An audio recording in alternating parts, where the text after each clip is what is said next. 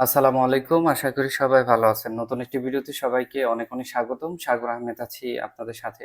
সম্মানিত viewers, Bangladesh high commission Kuala Lumpur এর online কিভাবে আপনাদের পাসপোর্ট মোবাইল দিয়েই পোস্ট লজের মাধ্যমে অ্যাপয়েন্টমেন্ট গ্রহণ করবেন, কখন পাসপোর্ট আসছে বা পাসপোর্টের যাবতীয় কাজ আমরা কিন্তু মোবাইল দিয়ে দেখানোর চেষ্টা করতেছি ইনশাআল্লাহ।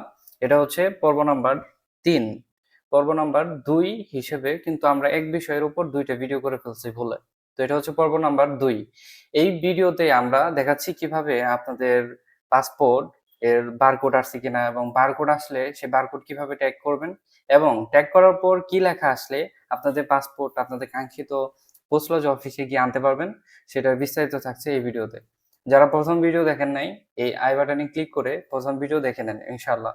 প্রথম ভিডিওতে আমরা দেখিয়েছি কিভাবে আপনাদের passport Bangladesh high commission Kuala Lumpur আসছে কিনা সেটা চেক করবেন এবং কিভাবে আপনাদের মোবাইল দিয়ে অনলাইনের মাধ্যমেই আপনাদের কাঙ্ক্ষিত পোস্ট লজ অফিসে অ্যাপয়েন্টমেন্ট নিতে পারবেন। তাহলে চলুন আমাদের আজকের ভিডিও শুরু করা যাক।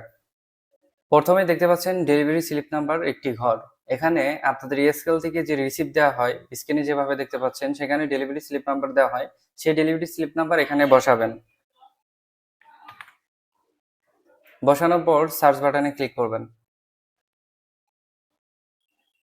ক্লিক করার পর আপনাদের নাম, ডেলিভারি স্লিপ নাম্বার এবং বারকোড, এখানে যদি বারকোড চলে আসে তাহলে আলহামদুলিল্লাহ বারকোডটা ট্যাগ করতে পারবেন। আর যদি বারকোড না আসে তাহলে অপেক্ষা করতে হবে।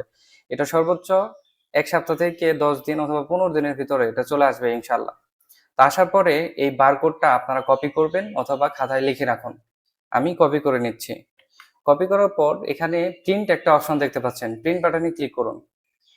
ক্লিক করার পর এই যে পিডিএফ এটা সেভ করবেন এবং যে কোনো কেডায় গিয়ে এটা কাগজ হিসেবে বের করবেন, মানে প্রিন্ট করবেন। আপনাদের কোম্পানি বা অফিসে এই পিডিএফটা দিয়ে আপনারা প্রিন্ট করবেন, কালার প্রিন্ট অথবা সাদা কালো।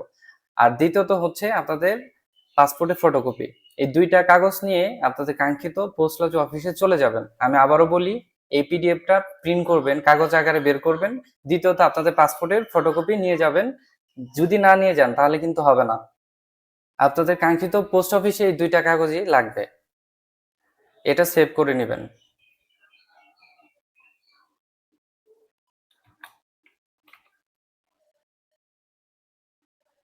সেভ করার পর আমি কিন্তু আপনাদের বারকোড কপি এবং লিখে রাখতে বলেছিলাম। এটা হচ্ছে বারকোড। এই বারকোডটা আপনাদের ২য় লিংকে আসতে হবে।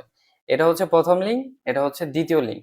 এটা ১ম লিংক হিসেবে আমি আমার ভিডিও ডেসক্রিপশন বক্সে দিয়ে দিব। এটা ২য় লিংক হিসেবে আমি আমার ভিডিও ডেসক্রিপশন বক্সে দিয়ে দিব। এখানে আসার পর যে বারকোড আপনাদের লিখে রাখতে বলেছি বা কপি করতে বলেছি, সেই বারকোডটি এখানে বসিয়ে দিবেন। বসানোর পর এই অ্যারো বাটনে ক্লিক করে দিবেন।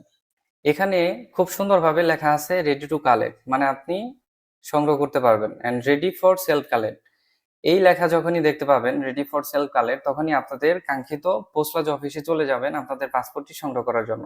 আর যদি উপরে প্রসেসিং লেখা থাকে, আবার প্রসেসিং বা ট্র্যাক ইন প্রসেস বা ইত্যাদি ইত্যাদি কোনো কিছু যদি লেখা থাকে তাহলে আপনাদের পাসপোর্ট আসে নাই। যদি এই উপরে রেডি ফর সেলফ কালেক্ট লাল কালারে লেখা থাকে তাহলে আপনাদের বুঝে নিতে হবে আপনাদের পাসপোর্ট, আপনাদের কাঙ্ক্ষিত ২ টা কাগজ নিয়ে আপনাদের পোস্ট লজ অফিসে চলে গেলেই আপনাদের পাসপোর্টটি আপনারা পেয়ে যাবেন।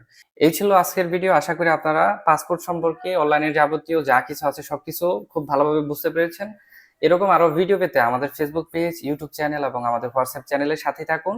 দ্বিতীয় কথা হচ্ছে, যারা এগুলো বুঝেন না বা আপনাদের নলেজ আসতেছে না এখন পর্যন্ত, তারা আমাদের সামান্য হাদিয়া দিয়ে এগুলো আপনারা করে নিতে পারবেন। আমাদের হোয়াটসঅ্যাপ নাম্বারে যোগাযোগ করবেন। শুধুমাত্র তারা যোগাযোগ করবেন যারা দেখার পরেও বুঝতেছেন না, শুধুমাত্র তারা।